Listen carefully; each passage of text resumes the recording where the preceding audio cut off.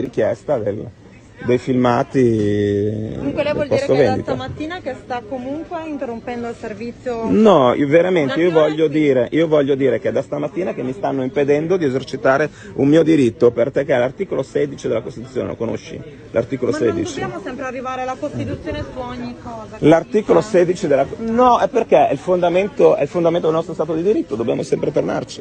Perché non dobbiamo tornarci? Dobbiamo tornarci, è il fondamento del nostro Stato di diritto. No.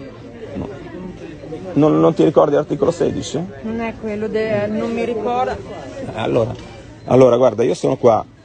Se voi mi chiedete la mascherina è perché pensate che io sia un pericolo sanitario. Quindi più prolungate la mia permanenza qua, più questo pericolo, che voi supponete esista, aumenta. Lei gentilmente deve venire con me fuori. Io la seguo dopo che ho pagato. La seguo dopo che ho pagato. No, io non posso farla procedere al pagamento. In base a quale norma? Sta agendo a norma di legge o secondo la sua autorità? Perché allora, se lei non agisce di autorità, mi deve citare la norma di legge che le permette di fare quello che sta facendo. Non devo citare niente. E invece sì, perché altrimenti sta agendo da autorità. Io non sono tenuto a obbedire se non alla legge. Chiaro? Io non sono venuto a obbedire a lei, io sono venuto a obbedire alla legge. Basta.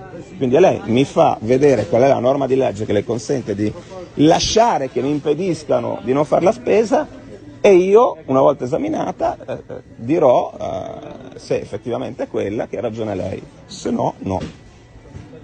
Se no sta agendo in violazione dei diritti. L'articolo 28 della Costituzione dice... sorridere perché tutte le volte che non si arriva a fare qualcosa siamo sempre in violazione dei diritti. Certo, perché lei sta violando un mio diritto di approvvigionarmi.